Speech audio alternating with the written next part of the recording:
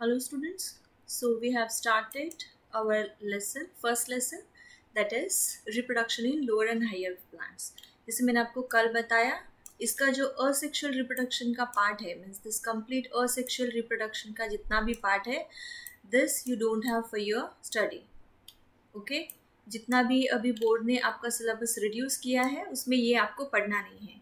Asexual reproduction जिसमें fragmentation आता है, बर्डिंग है, स्पोर फॉर्मेशन प्रोसेस है. नाउ जूस्पोर ये एग्जांपल दिया हुआ था, इसमें बर्डिंग है. वेजिटेटिव रिप्रोडक्शन है जिसमें कटिंग, ग्राफ्टिंग, ये जो मेथडोलॉजीज दिए थे, टिश्यू कल्चर का जितना भी पार्ट है, तो ये पार्ट आपको नहीं पढ़ना है जितना भी बोर्ड ने अभी आपका सिलेबस रिड्यूस किया है. ओके, उसमें से. बट जो स्टूडेंट्स अपना नीट का प्रिपरेशन कर रहे हैं उन लोगों के लिए ये ज़रूरी है कि आप इससे एक बार गो थ्रू करें, इसको रीड करें. So the important thing is asexual reproduction का इंट्रोडक्टरी पार्ट या introductory portion of this lesson is eliminated, but the sexual reproduction part is for your studies.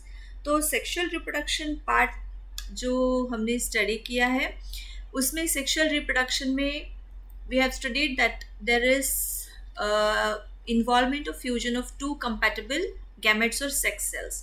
तो इसमें होता है male and female two gametes. So you have studied the flower, right? Flower में जो parts होते हैं वो है calyx, corolla, androecium and gynoecium, and you know it well that androecium is the male gametophyte, right? And gynoecium is the female gametophyte. So when the male gametes they get fused with the female gametes, and of course these gametes they are haploid, right? So these are the haploid gametes. तो जब ये दो gametes fuse होते हैं तो उसके बाद after there fusion there is this process is called as fertilisation, जिसको बोलते हैं sexual reproduction process. So there are few events like meiosis, and there is fusion of gametes, and because of the fusion of gametes there is formation of a diploid zygote. Okay, so the production of genetically dissimilar offsprings is possible.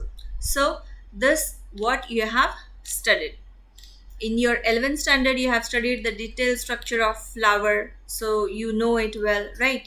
तो अभी sexual reproduction में जो important part है वो है, आप जो पढ़ने वाले हो वो है pre fertilisation and fertilisation and post fertilisation. तो ये तीन पार्ट्स है जिसमें आता है pre fertilisation part, post fertilisation and the fertilisation part.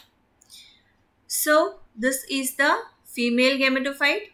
ये पार्ट जो है इसके बारे में हम अभी बात करने वाले हैं, इस पे हम फोकस करने वाले हैं. नाउ दिस पार्ट जिसको बोलते हैं स्टिग्मा, और ये है this is the anther, right? This is the anther. तो ये इन दो पार्ट्स के बारे में हम इस लेक्चर में बात करने वाले हैं. दैट ये पार्ट कट करने के बाद this is called as androecium, right? This is the anther, this is the filament, और इन दोनों को जो पार्ट जोड़ता है उसको बोलते हैं connective tissue. So that you are going to study. So the male reproductive wall of the flower is called as androecium, जिसकी हमने बात की अभी. Now this part is called as androecium. This is the male reproductive part, and this part is called as female gametophyte, or this part is called as a carpel. Okay, जहाँ पे stigma, style और ovary की हम बात करते हैं. Now these are the ovules, red color ovules which are situated inside the ovary of the flower. Okay, this is corolla, that is called as petal. This is calyx, or that is called as sepal, which is green in color. So you have studied in detail all these structures in your 11th standard. So here we are talking about the male reproductive wall of the flower, that is called as androecium, and the individual member of the androecium is called as stamen. So हर एक individual जो part है उस जिसको हम बोलते हैं stamen. So that part we are going to study. तो this stamen part, now this stamen part it consists of 3 segments. Okay, this is the first segment जिसको बोलते हैं एंथर, ये है फिलामेंट, और इन दोनों को जो जोड़ता है that is called as connective tissue. तो ये है फिलामेंट, दूसरा है कनेक्टिव टिश्यू और तीसरा है anther lobes. So there is structure of anther. Now this is the TS of anther. तो ये आपको एग्जाम के लिए आ सकता है। Exam point of view this part is very much important, TS of anther. Okay, तो स्ट्रक्चर ऑफ एंथर में we will try to understand few diagrams now. Structure of anther का जो पार्ट दिया हुआ है, now this is the TS of anther. Now you can just observe this real microscopic diagram. These are the chambers, right? These are 1 2 3 4 chambers. और ये कहाँ से आते हैं? Now see, TS means this is the transverse section. Okay, transverse section. Now this whole part is the anther. जब हम इसको बीच में से कट करेंगे, so this part you are zooming in. Okay, so this is the transverse section of the mature anther. Now you can understand it better in this diagram. Okay, so यहाँ पे हम इस transverse section की बात करते हैं. This is the anther and this part is called as filament. Okay, so इस anther को जब कट करते हैं तो हमें ये structure मिलता है and it is made up of few layers, right? Vascular strand, these are the sporogenous cells. This is called as connective tissue. This is middle layer. These in between जो layers आपको दिख रहे हैं, these are the middle layers. Now this inner more जो pink color का part दिख रहा है, this is called as tapetum. Okay, outermost जो एक single layer दिख रहा है, outermost layer, that is called as epidermis. Now this epidermis, single जो layer दिख रहा है, outermost layer, that is called as epidermis. और इसके अंदर वाला जो बड़ा वाला layer है, एक सिंगल लेयर दिख रहा है, that is called as endothecium. Okay, तो epidermis is the outermost layer, endothecium उसके अंदर प्रेजेंट है, और उसके अंदर जो ये जो डॉट्स आपको दिख रहे हैं, these are nothing but the pollen grains. Now the pollen grains they are present inside this part, that is called as anther. Okay, so that's all about this structure. So hope this is clear to you now. So let's try to understand this TS of anther now. ये जो भी diagram आपको दिख रहा है TS of anther का, उसमें दो डायग्राम्स दिए हुए हैं. एक है डेहिसेंस एंथर, जो एंथर का जो पार्ट है या मेल गैमेटोफाइट का जो भी पार्ट यहाँ पे दिख रहा है, ये जो पार्ट है यहाँ पे ये पोलन ग्रेन्स है जो इस पोर से बाहर आ रहे हैं. ओके, तो बाहर आने के लिए उनको जगह चाहिए. तो जब ये पोलन ग्रेन टूट जाएगा तभी, या एंथर ये एंथर जब टूट जाएगा तभी ये पोलन ग्रेन्स बाहर आ सकते हैं, राइट? सो इनके बाहर आने के लिए ये ज़रूरी है कि ये जो एंथर का पार्ट है, now this the basic part, जो ये लेयर्स आपको दिख रहे हैं, now these are the clean layers. Okay, तो ये एक कंप्लीट मैच्योर एंथर है. अभी इसका टूटना ज़रूरी है अगर हमें पोलन ग्रेन्स चाहिए तो. सो बिकॉज ऑफ दैट ये एक अलग स्ट्रक्चर दिखाया है जिसमें ये लेयर्स एज इट इज़ दिखाए हैं जहाँ पे पोलन ग्रेन्स फॉर्म हो रहे हैं. ओके, और ये मैच्योर या टूटा हुआ एंथर है जहाँ से पोलन ग्रेन्स बाहर आ रहे हैं. ओके, सो ये दो डायग्राम्स है. बट अगर आपको टीएस ऑफ एंथर का क्वेश्चन पूछा जाता है तो आपको सिर्फ यही वाला डायग्राम है जो आपको एग्जाम में ड्रॉ करना है. और ऑफ कोर्स ये जितने भी नाम है, जैसे कनेक्टिव है, एपिडर्मिस है, मिडिल लेयर है, टैपेटम है, स्पोरोजेनस टिश्यू है, एंडोथीशियम, ये पूरे जो वेल लेबल्ड डायग्राम है, राइट? तो ये जितने भी लेबल्स है ये आपको याद होने चाहिए और आपको ये डिस्क्राइब करने हैं. तो स्ट्रक्चर ऑफ एंथर क्या है? An immature stage of anther is represented by group of parenchymatous tissue surrounded by a single layered epidermis. तो ये जो outermost layer है जो यहाँ पे दिखाया है ब्राउन कलर के पार्ट से, so this part is called as epidermal layer. Okay, so that part is called as epidermal layer. Now this is the part that this outermost layer is called as epidermal layer. ये it is made up of parenchymatous tissue. And it is surrounded by a single layer that is called as epidermis. Anther is generally diathecous, having 2 lobes. तो ये you have observed this diagram, right? तो ये anther का जो आपने structure देखा, तो anther का स्ट्रक्चर कैसे होता है? It is bilobe structure.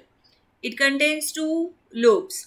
By मतलब टू, ओके, तो इसको दो लोब्स होते हैं, okay, so this is bilobe, 1 and 2.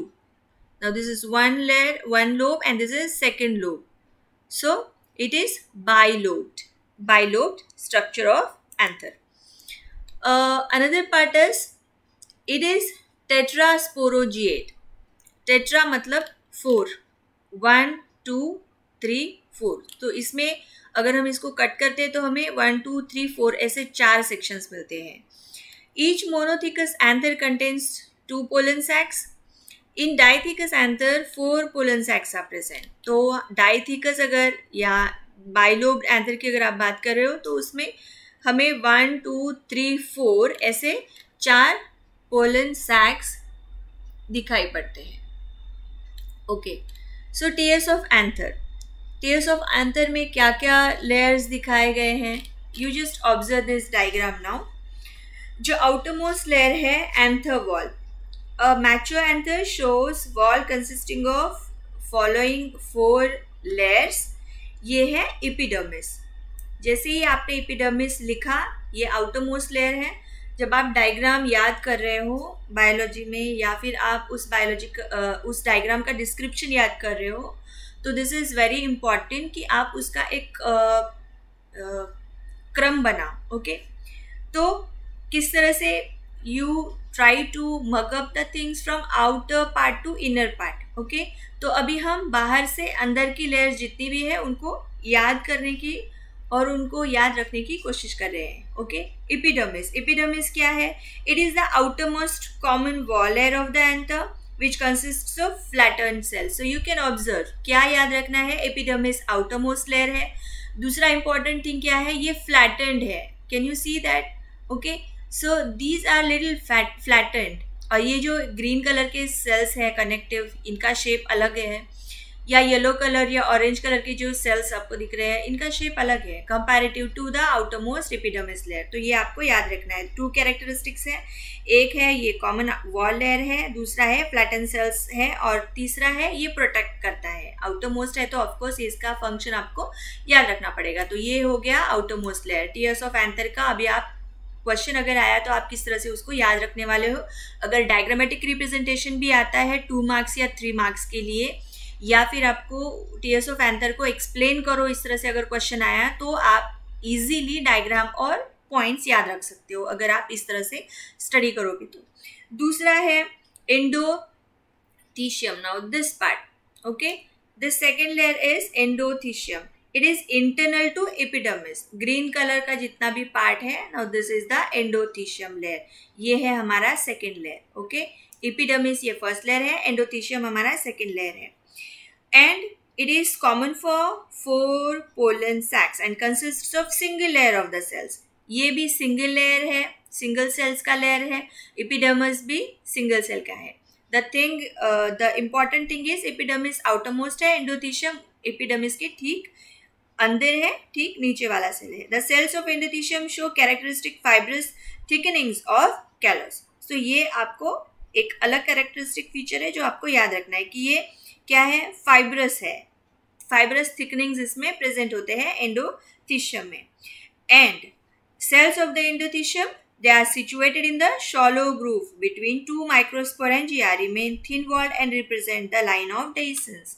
तो ये बनाते हैं line of dehiscence. Okay, endothecium cells. Fibrous thickenings and the hygroscopic nature of the endothelium cells help in the dehiscence of anther at maturity. ये सबसे important point है. Endothecium का आप एक पॉइंट ये याद रखो कि ये एपिडर्मिस के नीचे होता है. दूसरा पॉइंट ये सिंगल लेयर है. तीसरा पॉइंट पोलन ग्रेन्स, पोलन सैक्स जो है चारों, उनके लिए ये कॉमन है.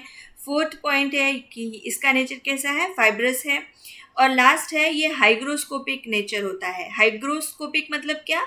The substance which attracts water. तो ये एंडोथीशियम जो है, यू कैन ऑब्जर्व, यहाँ पे ये एपिडर्मिस ब्रेक हुआ है और यहाँ पे दिस इज द एंडोथीशियम. तो ये क्यों ब्रेक हुआ है? Because this endothecium is hygroscopic in nature. The substance which attracts the water which is water loving. तो ये वाटर को एब्जॉर्ब करता है और ये फट जाता है. ओके, तब जाके पोलन ग्रेन्स बाहर आ सकते हैं। अभी उसके बाद आता है ये मिडिल लेयर, ये हमारा तीसरा लेयर है। This is the first layer, this is endothecium is the second layer and the middle layer this is our third layer. Okay, तो मिडिल लेयर ठीक एंडोथीशियम के नीचे से स्टार्ट होता है। सो ये इंटरनल टू एंडोथीशियम है first point. First two three layers of parenchyma cells, they are present surrounding each pollen sac. So you can observe pollen sac के आजू बाजू में जितने भी ग्रीन कलर के आपको ये सराउंडिंग लेयर्स दिख रहे हैं 1, 2 and 3. So ये जो 1 लेयर हो सकता है मिडिल लेयर, या 2 लेयर बना सकता है, या 3 लेयर्स बना सकता है. Okay, so it varies. So they are called as middle layers. The cells of these layers degenerate at maturity. ये डिजेनरेशन इम्पॉर्टेंट है, तब जाके ये पोलन सैक्स जो है वो मैच्योर हो सकते हैं, तब जाके पोलन ग्रेन्स इसमें डिवाइड होके बन सकते हैं. ओके, तो इसके लिए ये मिडिल लेयर ज़रूरी है. अभी टैपेटम मिडिल लेयर कंपैरेटिवली बहुत इजी है. अगर आप याद कर रहे हो तो पॉइंट्स ये आप अलग से एक एक टर्म भी आपने लिखा तो आपको ये स्कोर करने के लिए बहुत ज़्यादा ईजी हो जाएगा. ओके, अभी इसके अंदर का जो लेयर है that is called as tapetum. हमने एपिडर्मिस पढ़ा जो फर्स्ट लेयर था, सेकेंड लेयर है एंडोथीशियम, थर्ड है मिडिल लेयर्स, उसके कैरेक्टरिस्टिक भी स्टडी किए हैं. टैपेटम जो है ये हमारा फोर्थ लेयर है. Okay, so it is the innermost wall layer surrounding the sporogenous tissue that is microsporangium. तो ये है हमारा टैपेटम. ओके, जो ग्रीन कलर के जो सेल्स है जहाँ पे खत्म होते हैं, और ये ऑरेंज कलर का जो लेयर हमको दिख रहा है that part is called as tapetum. So cells of the tapetum are larger in size. They contain dense cytoplasm. So you can observe, right? Epidermis के जो epidermal layer है उसके cells comparatively thin है. उसके अंदर ये जो layers है एंडोथीशियम के वो भी comparatively size में छोटे हैं. बट ये ऑरेंज कलर का जितना भी ये टैपेटम का लेयर दिख रहा है तो ये कैरेक्टरिस्टिक फीचर हो गया. इसको आप याद कर सकते हो. टैपेटम का क्या इंपॉर्टेंट थिंग है that it is the innermost wall layer. दूसरा क्या है, it is larger in size. और तीसरा क्या है, इसमें cytoplasm it is dense in nature. Okay, and one और मोर डिप्लॉयड न्यूक्लियाई और पॉलीप्लॉयड न्यूक्लियस इट इज प्रेजेंट. सो इस सेल का सिर्फ यही कैरेक्टरिस्टिक नहीं है that it contains dense cytoplasm and it is larger in size, but the tapetum sales they can have one or more diploid nuclei in them. Again, ये बहुत important है अगर आप टैपेटम का स्ट्रक्चर याद कर रहे हो या उसके बारे में लिख रहे हो तो. Tapetum provides nutrition. अभी इतना सारा डेंस साइटोप्लाज्म इसके अंदर है, इतने सारे न्यूक्लियाई इसमें सिचुएटेड है, उसका कुछ ना कुछ तो रोल होगा, राइट? तो इसका रोल है कि टैपेटम इज न्यूट्रिटिव. ओके, तो ये जो पार्ट है ये आपको याद रखना है, ये बहुत ज़रूरी है क्योंकि टैपेटम जो है वो न्यूट्रिशन प्रोवाइड करता है. किसको न्यूट्रिशन प्रोवाइड करता है?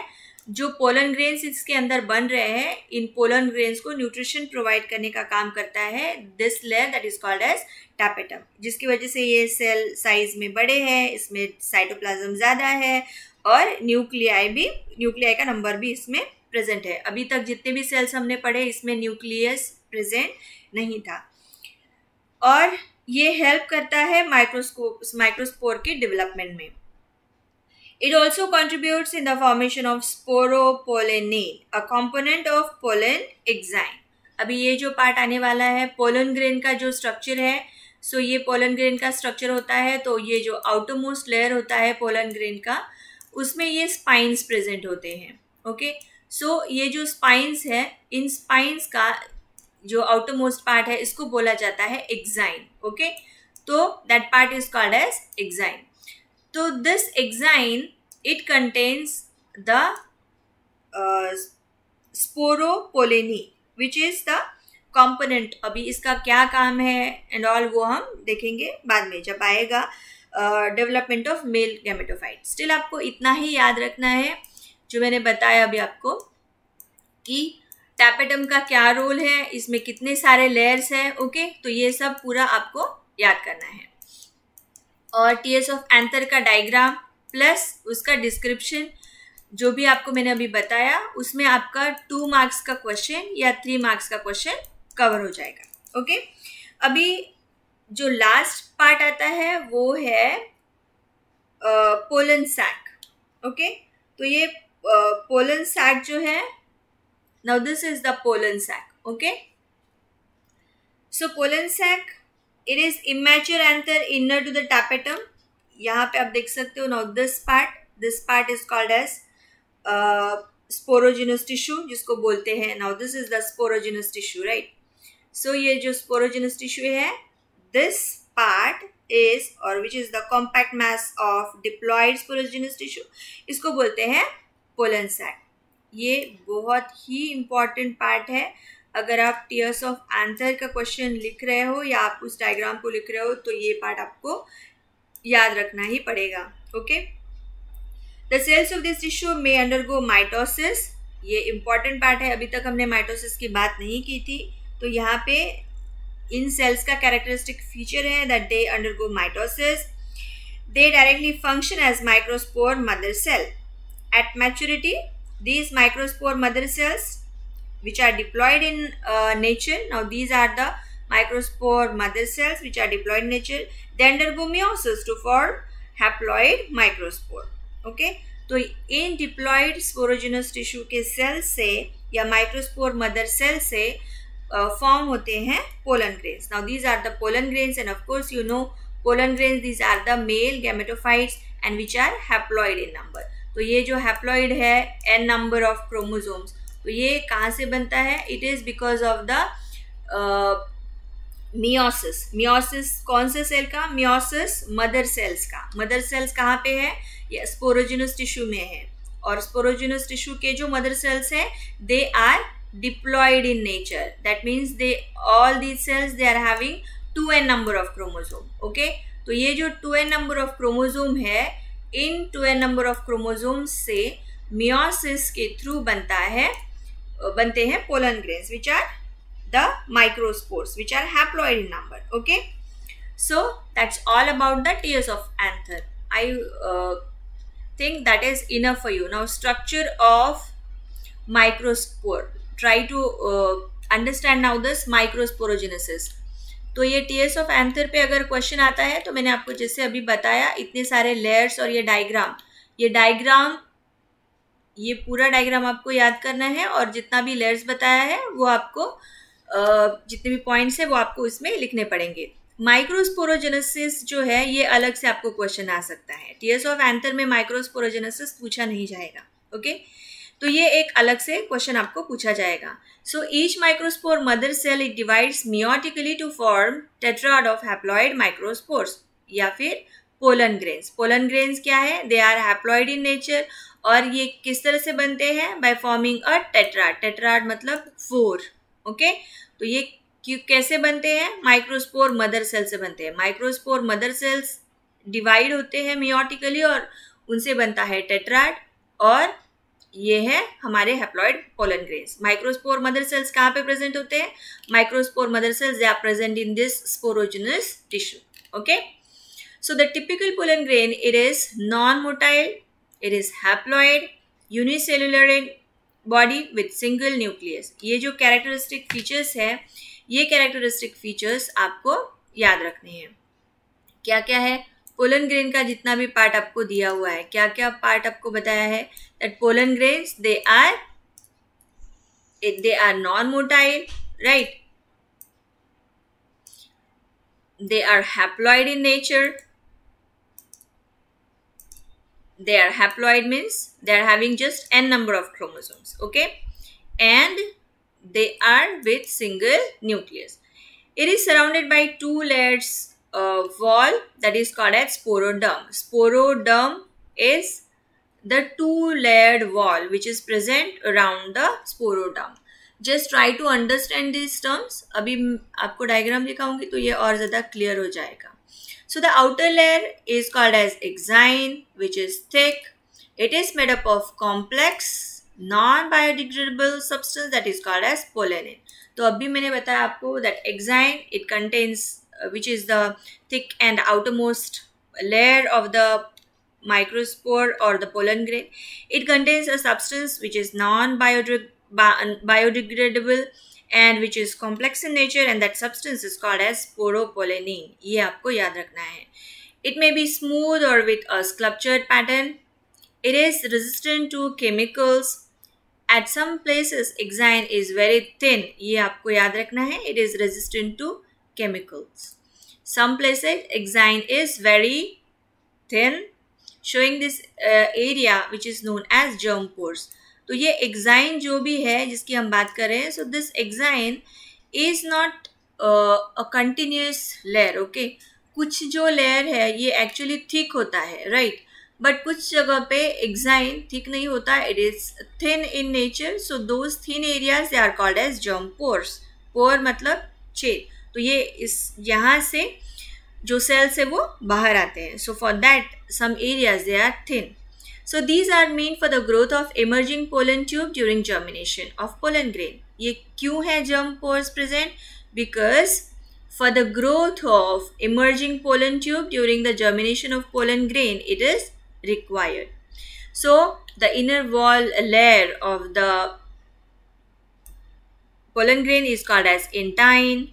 outermost layer है उसको बोलते हैं exine और innermost layer है उसको बोलते हैं intine, and it is consists of cellulose and pectin. अभी development of male gametophyte किस तरह से होता है? So before going to that, let's try to understand the structure of pollen. exine और intine जो इसका structure दिया हुआ है, तो ये internal या जो intine जो part है वो हमें समझ में आ जाएगा. exine and intine. So let's try to understand this. Okay. तो ये आप इसमें देख सकते हो. So this are the germ pores, right? ये है जर्म पोर्स जो थिन है, और ये है एक्साइन जो आपको दिख रहा है. स्पाइन लाइक स्ट्रक्चर्स जो अभी हमने बात की, स्पोरोलिन जो प्रेजेंट होता है, स्पोरोपोलेनिन, वो एक्साइन में प्रेजेंट होता है, जो थिक लेयर का पार्ट है जिसको हम एक्साइन बोलते हैं. ये इंटाइन है जो यहाँ पे अंदर वाला स्मूथ पार्ट दिख रहा है. Okay, so this is the intine part. And these are the germ pores जहाँ से pollen tube बाहर आता है. Okay. Now the thickenings of the cellulose. Now this inner part is called as cytoplasm, और इसमें ये nuclei present है. Okay. इसमें भी आप देख सकते हो that it is fully covered with this exine part, right? Exine, and this something is coming out. So that we are going to talk about now. That formation of or the development of male gametophyte. Okay, development of male gametophyte. So before going to that part, ये development of male gametophyte किस तरह से होता है, ये समझने से पहले हम देखते हैं जो दो layers present होते हैं,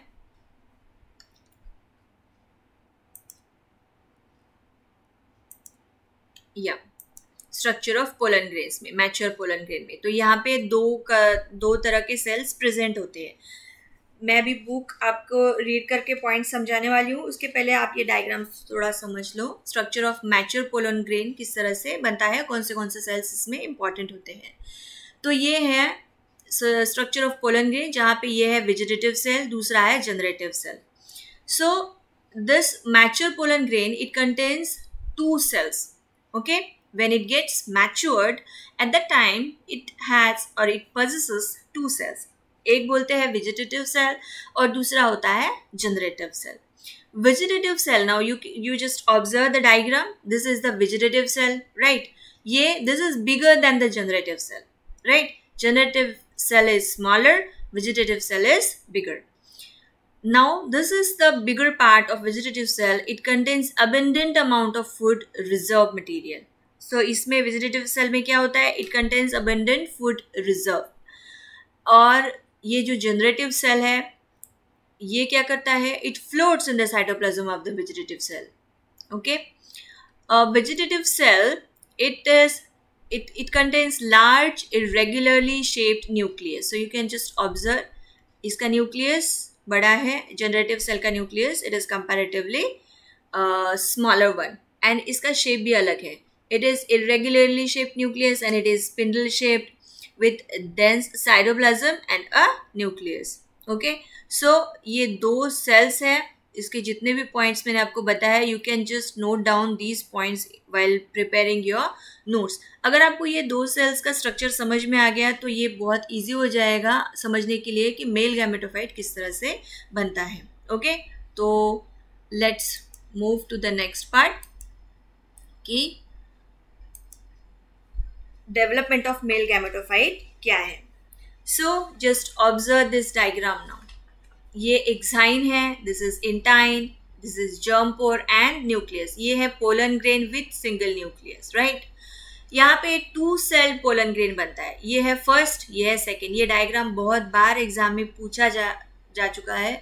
so pollen grain and development of male gametophyte, अगर ऐसे क्वेश्चन आपको पूछा तो ये डायग्राम आपको निकालना है. ओके, और ये स्टेप वाइज आपको पूरा जितना भी डायग्राम का लेबलिंग है वो आपको लिखना ज़रूरी है. अगर आपने एक भी लेबल नहीं लिखा तो आपके मार्क्स इसमें जा सकते हैं. और सबसे इम्पॉर्टेंट बात, जैसे टीएस ऑफ एंथर को हमने डिस्क्राइब किया, टीएस ऑफ एंथर का डायग्राम भी पूछा जा सकता है. अगर डायग्राम भी पूछा या आपको डिस्क्रिप्शन का भी क्वेश्चन आया तो भी आप अगर डायग्राम याद करो तो आपको पॉइंट्स याद हो जाते हैं, या पॉइंट्स याद करो आपको डायग्राम याद हो जाएगा. उसी तरह से ये आपका एक एडवांटेजेस पोर्शन है या पार्ट है ऑफ योर स्टडीज़, जहाँ पे आप डेवलपमेंट ऑफ मेल गैमेटोफाइट अगर स्टडी कर रहे हो या पोलन ग्रेन का स्ट्रक्चर स्टडी कर रहे हो, तो इसमें आप ये पोलन ग्रेन का स्ट्रक्चर के बारे में डायग्राम भी अगर पूछा जा सकता है, पूछा गया तो आप उसका डायग्राम भी लिख सकते हो. या डायग्राम अगर आप याद कर रहे हो और डिस्क्रिप्टिव क्वेश्चन अगर पूछा जाता है, that describe in detail that how the development of male gametophyte it occurs. So अगर इस तरह से क्वेश्चन पूछा गया तो आपको डायग्राम तो ऑलरेडी याद है, डायग्राम आप याद करो तो आपका काम है सिर्फ उसको डिस्क्रिप्शन करना है आपको. ओके, उसको डिस्क्राइब करना है. So let's try to understand this diagram. Step wise मैं आपको पॉइंट्स बताती हूँ अभी. So the structure of pollen grain now. So this is the pollen grain. So each pollen grain or microspore, it is unicellular, right? So this is single cell. It is uninucleated. It is spherical. You can see uninucleated है, unicellular है, spherical है. Sometimes it is oval in nature, and it is haploid. Okay, n number of chromosome present है, as it is male gamete. So it is with a double layered wall that is called as sporoderm, which is not shown in this diagram, but it contains a sporoderm structure. तो अगर आपको sporoderm के बारे में याद नहीं करना है या नहीं लिखना है तो skip that part. Okay, so the outer layer of the pollen wall is, we are going to describe this diagram now. Okay, so this outermost part is called as exine. This is thick, highly resistant. Exine is highly resistant and it is called as exine. Exine may be spiny in insect pollinated plants और smooth इन wind pollinated plants. अभी इसको याद रखना है, pollen grain 2 तरह के हैं. एक जो एक्साइन वाला है, आप इस अलग डायग्राम में देख सकते हो, कुछ आउटर मोस्ट जो पार्ट है वो दिख रहा है स्पाइनी स्ट्रक्चर, और इसको स्पाइनी स्ट्रक्चर नहीं है, राइट, एक्साइन को.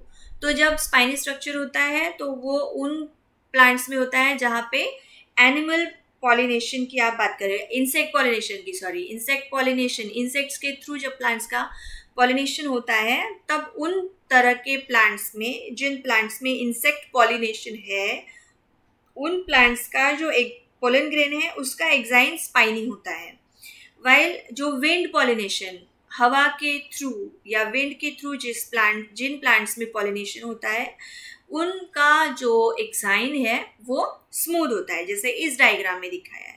सो exine is mainly composed of a substance जिसका नाम बार बार आ रहा है, आपको शायद अभी याद भी हो गया होगा. So that exine it contains sporopollenin which provides resistance to a pollen grain from physical and biological decomposition. So exine is interrupted at one or more places which look like small pores. These are called as germ pores. So you can understand this structure now. This is called as germ pore, right? This is nucleus and this structure is called as germ pore. So the inner layer of the sporoderm is intine. So this is intine part, the inner layer, and it is composed of cellulose and pectin. It encloses protoplasm with single haploid nucleus. सो इसमें है single haploid nucleus. सो देखो यहाँ पे exine है, intine है, germ पोर है, nucleus है, ये एक मैच्योर पोलन ग्रेन है। ओके यहाँ पे यही पोलन ग्रेन है जहाँ पे दो सेल्स बने, degenerative cell and tube cell. दोनों सेल्स का जो भी डिस्क्रिप्शन था वो मैंने आपको अभी बताया, डिफरेंस जो है दोनों में वो हमने अभी कंपैरिजन जो था वो स्टडी किया है। अभी ये जनरेटिव सेल से ये ट्यूब सेल बनता है जिसको हम बोलते हैं जर्मिनेटिंग पोलन ग्रेन, और यहाँ पे है ये दो मेल गैमेट्स और ये है ट्यूब न्यूक्लियस। ओके तो ये है डेवलपमेंट ऑफ मेल गैमेटोफाइट। इसको हम और ज़्यादा डिटेल में स्टडी करेंगे in your next lecture, but before going to that part ये ज़रूरी है कि आप इस एनिमेशन को एक बार देख लो। Okay, so this animation is about how the pollen tube get formed. Okay, so ये एक structure है।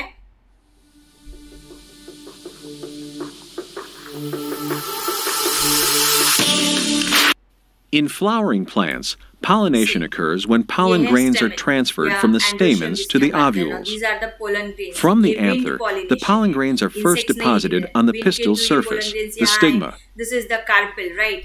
ये है stigma. There they germinate and form pollen tubes, which grow downward through the style toward the ovules.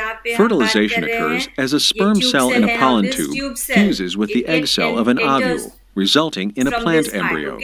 और यहाँ से आके ये जो दो मेल गैमेट्स है ये ट्यूब सेल से आके यहाँ पे उसको fertilise Through a time-lapse camera attached to a microscope, we can see these pollen grains at work. Sidhi pollen tube, ये पोलन ट्यूब इस तरह से The pollen tubes grow out of the grains, becoming longer and longer, and move through the pistil toward the flower's ovules. Inside the tubes are the sperm cells that will fertilize the egg cells. ये यहाँ तक आपको समझ गया है। अभी इसका जितना भी नेक्स्ट पार्ट है वो हम स्टडी करेंगे बाद में। तो जो आता है डेवलपमेंट ऑफ मेल गैमेटोफाइट, इसको और ज़्यादा डिटेल में हम स्टडी करेंगे, जो अभी मैंने आपको एनिमेशन में दिखाया। तो ये जो जितना भी पार्ट है वो हम कल स्टडी करेंगे, मेल गैमेटोफाइट का किस तरह से ये बनता है, और the next part of this lesson. So keep studying, keep preparing your notes, and that's all for today's session. So thank you.